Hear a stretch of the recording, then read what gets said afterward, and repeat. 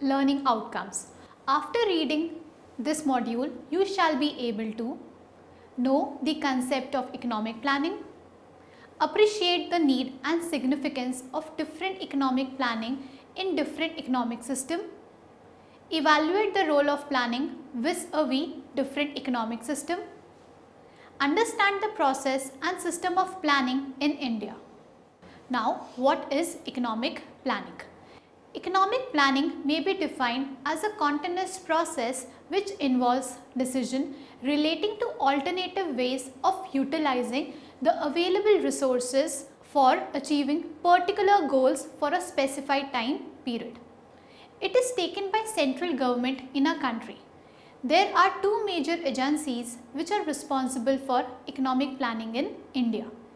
It is known as planning machinery, which is given. Now next is, what are the objectives of economic planning in India? The first objective is to increase the national income. The first objective is to increase production to the maximum possible extent as to achieve higher level of national income to remove poverty. The target is set both in terms of desirable rate of growth. The second objective is full employment. The employment objective has two components. First, provision of employment to all job seekers. Second, gradual transfer of people from low income jobs to high income jobs. The third objective is reduction in inequalities of income and wealth. This objective is to create a more equitable distribution of income and wealth. It is to be achieved mainly by increasing the incomes of low income groups. The next objective is social justice. Economic planning in India also seeks to set up a socialist society based on equality and justice free from exploitation. Next is the other objectives: removal of poverty, modernization of the economy, maximizing the usage of resources by area, achieving price competitiveness and plan stability by lowering protection and reducing the gap between demand and supply. Next is the Planning Commission in India. Planning Commission in India is established in 1950. It is a statutory body set up to formulate basic economic plans and policies. Pandit Jawaharlal Nehru was the first chairman of the Planning Commission. It includes an advisory board which was established in 1965, which includes experts representing a cross section of the Indian economy, and National Development Council, which was established in 1951. Chief ministers of the states together with the members of Planning Commission constitute the National Development Council. The Prime Minister of India resides over this council. Next in discussion is the 5-year plans. The development plans are drawn by the Planning Commission to establish India's economy on a socialistic pattern in successive phases of 5-year period called the 5-year plans. It consists of the following: first, the Planning Commission of India; second, the National Planning Council; third, National Development Council and State Planning Commission. Next, we will discuss upon the goals of 5-year plans.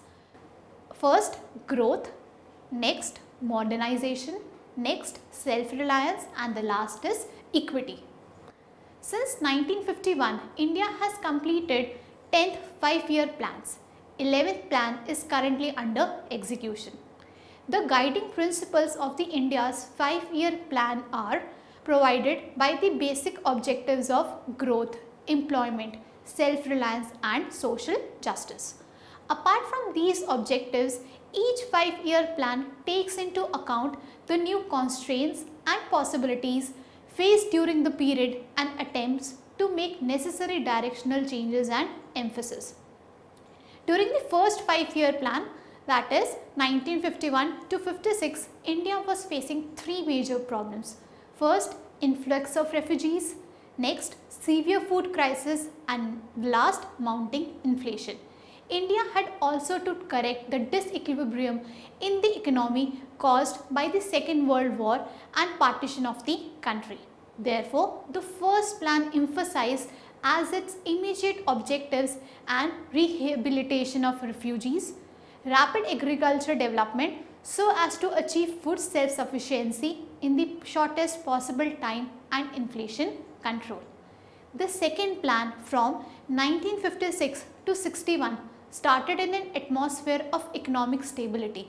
Agricultural targets fixed in first plan had been achieved. Poverty level had registered a fall, and consequently it was felt that the Indian economy had reached a stage where agriculture could be assigned a lower priority and a forward thrust should be made in the development of heavy and basic industries of the economy for more rapid advance in future. The third plan, which is from 1961 to 66, gave top priority to agriculture, but it also laid adequate emphasis on development of basic industries, which were vitally necessary for rapid economic development of the country. However, because of India's conflict with China in 1962 and Pakistan in 1965, the approach of the third plan was later shifted from development to defense. The fourth plan, which was from 1969 to 74, aimed at an average 5.5% growth rate in national income and the provision of national minimum for the weaker sections of the community. The later came to be known as the objectives of growth with justice and Garibi Hatao, that is removal of poverty. The fifth plan, which is from 1974 to 79, strategies launching a direct attack on the problems of unemployment, massive low-end poverty, but this approach was eventually abandoned and final draft of the fifth plan prepared and launched by D.P. Dhar proposed to achieve the two main objectives, that is removal of poverty and attainment of self-reliance. The sixth plan, ranging from 1980 to 85, was launched with its inherent approach, attack on the problem of poverty by creating conditions of expanding economy. The seventh plan from 1985 to 90 sought to emphasize policies and programs which would accelerate the growth in food grain production, increase employment opportunity and raise productivity. All these three immediate objectives were regarded central to the achievements of long-term goals determined as far as the first plan itself. The eighth plan from 1992 to 97 was approved at the time the country was going through a severe economic crisis caused by a balance of payments, a rising debt burden, ever widening budget deficits, maintaining inflation and recession in industry.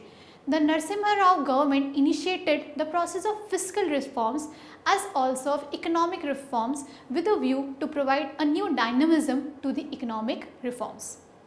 The ninth 5-year plan from 1997 to 2000 was developed in the context of four important dimensions of state policy, that is quality of life, generation of productive employment, regional balance and self-reliance.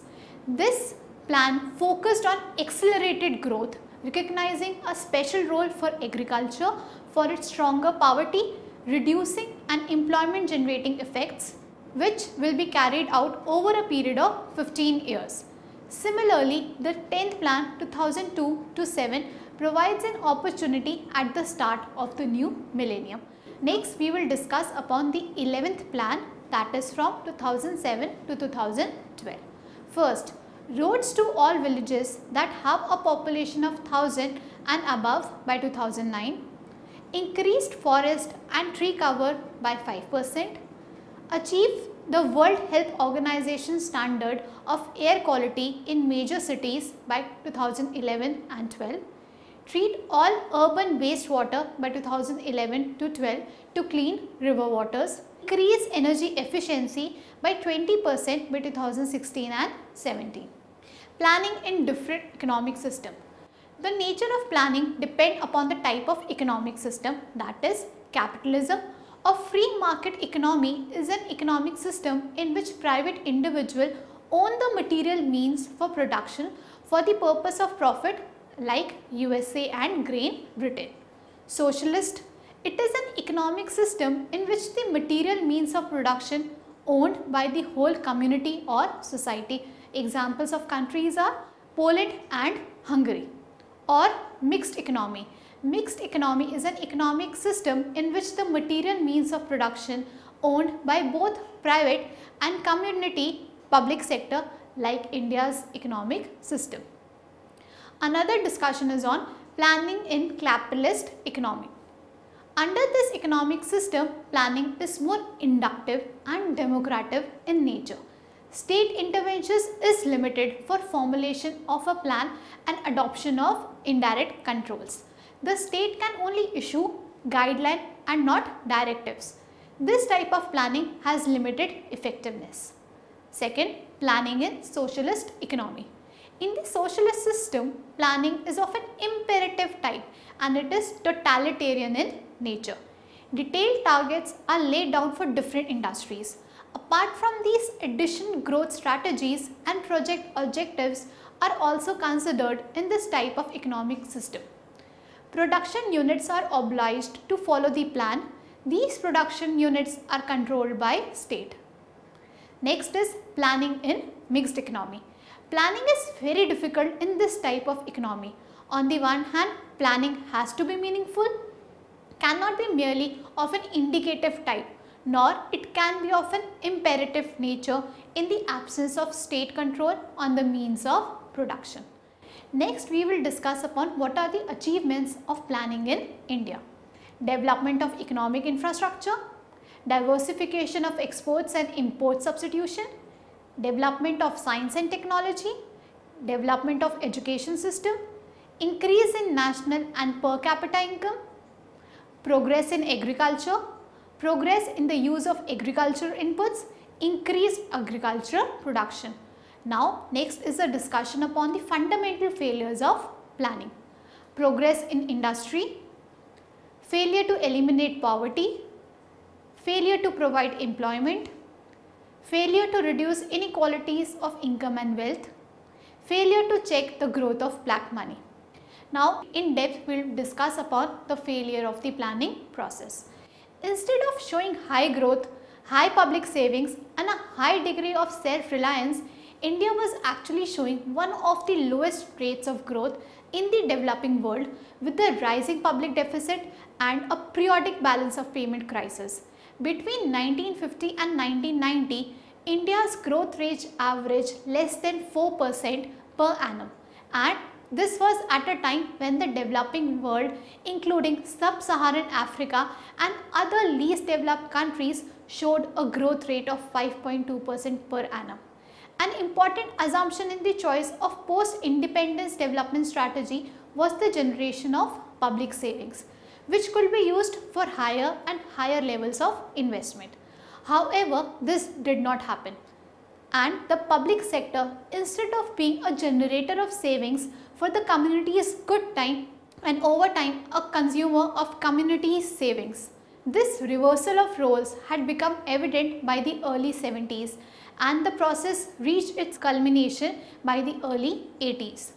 By then, the government began to borrow not only to meet its revenue expenditure but also to finance public sector deficits and investments.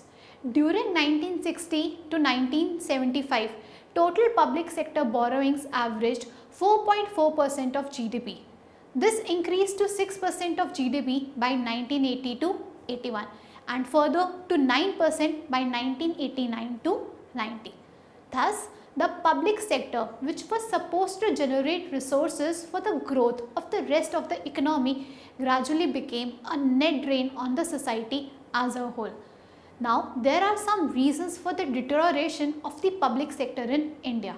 The first reason being the legal system in India is such that it provides full protection to the private interest of the so-called public servant, often at the expense of the public that he or she is supposed to serve.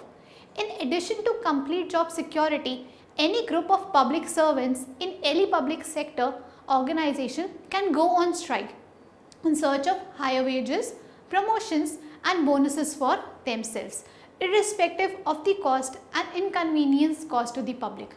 Problems have become worse over time and there is little or no accountability of the public servant to perform the public duty. The next reason is the authority of government at both center and states to enforce their decision has eroded over time. Government can pass order, for example, for reallocation of unauthorized industrial units or other structures. I repeat, but implementation can be delayed if they run counter to public interest of some at the expense of general public interest. The third reason is the process and procedures for conducting business in government and public service organizations over time have become non-functional. There are multiplicity of departments involved in the simplest of decisions. Administrative rules generally concentrate on the process rather than results.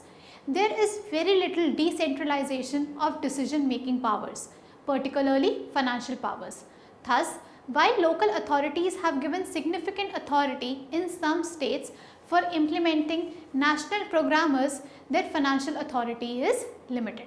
Hence, during early 90s, it was imperative for India to correct its clearly faulty developmental process. There have been several reasons put forward for the failure of the development path which necessitated the reforms of Manmohan Singh in 1991. Next is the discussion on the 12th 5-year plan from 2012 to 17.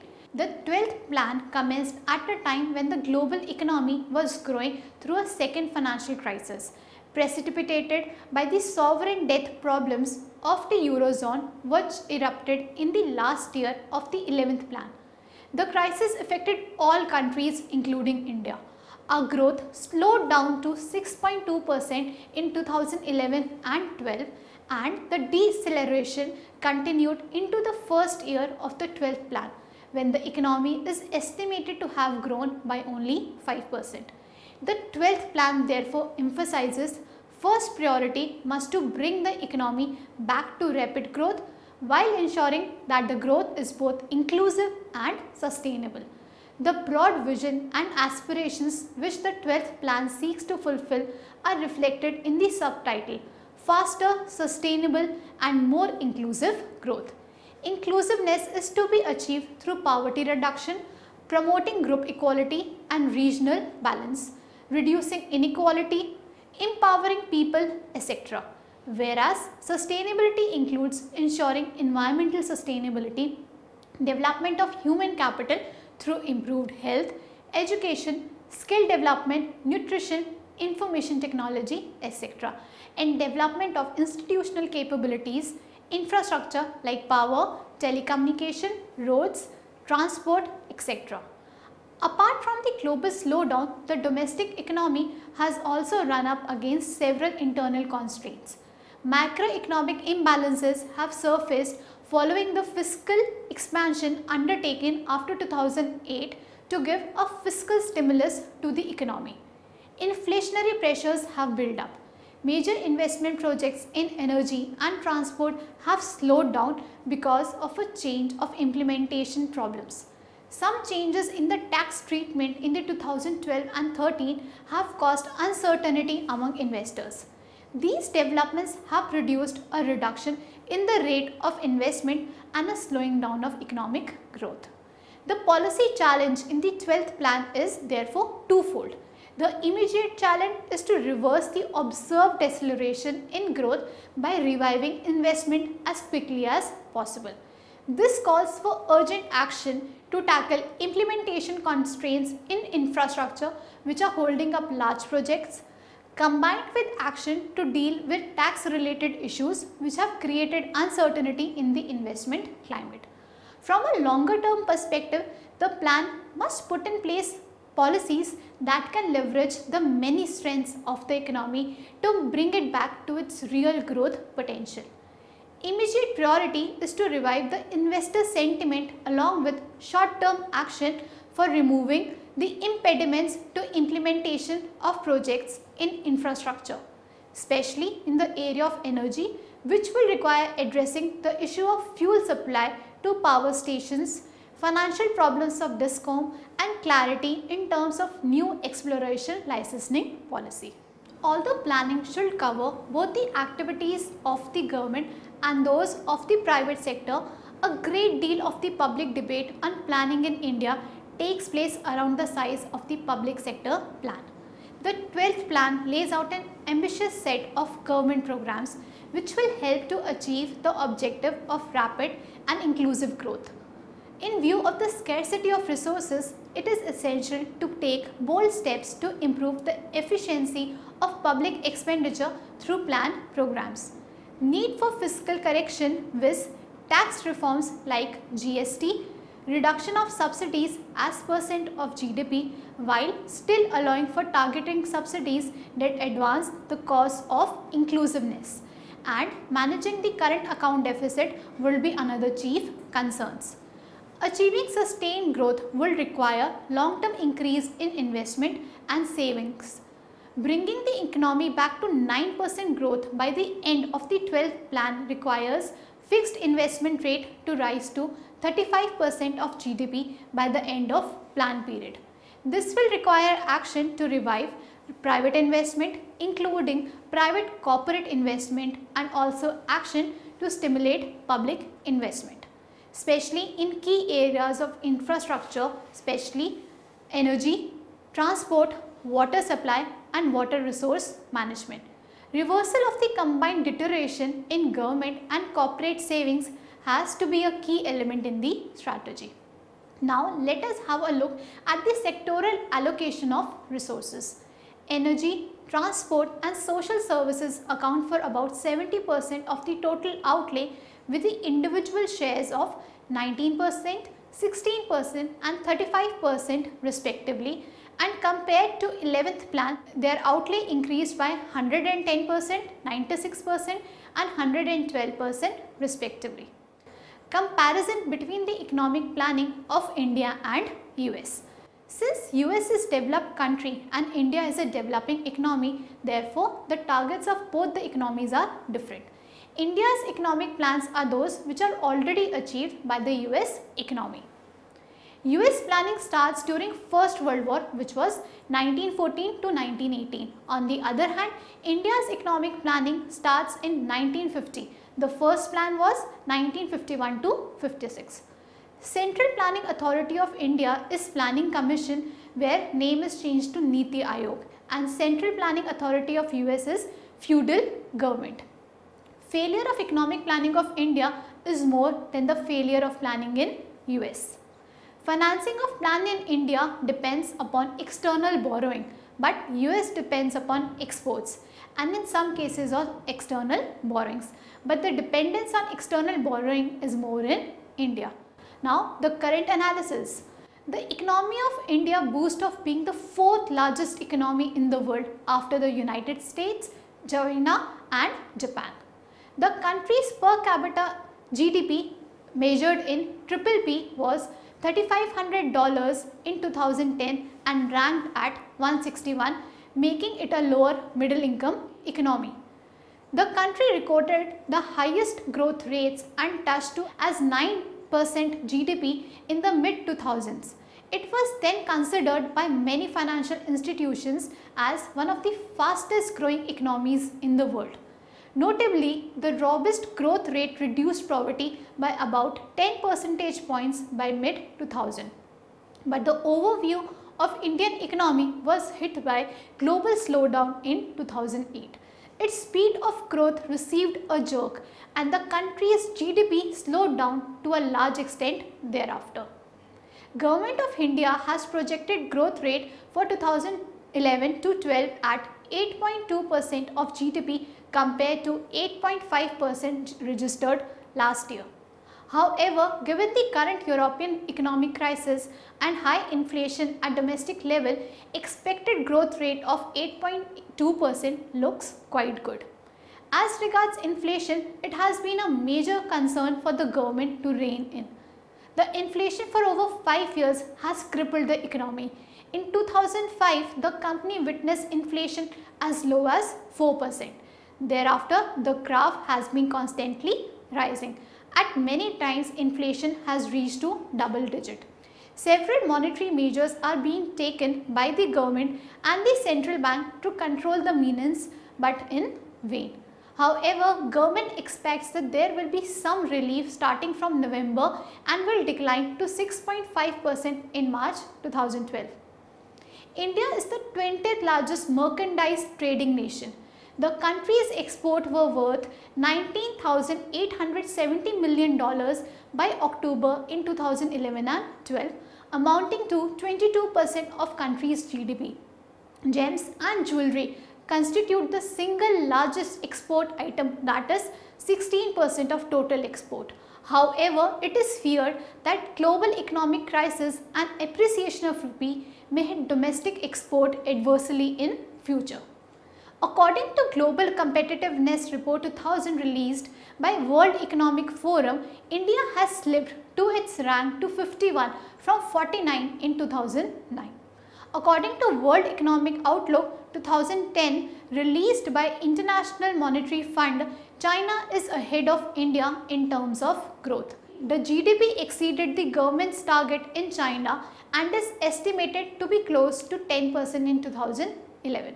Let us summarize our discussion. Since independence, India has been a mixed economy. India's large public sectors were responsible for rendering the country a mixed economy feature. India's economic planning is associated with capitalist framework with no element of compulsion. Indian economy overview was highly inspired by Soviet Union's practices post-independence. It had been recording growth rate not greater than 5 jumped till 1980s. This stagnant growth rate termed by many economists as Hindu growth rate. In 1992, the country ushered into liberalization regime. Thereafter, the economy started scaling upward. This new trend in growth was called New Hindu growth rate.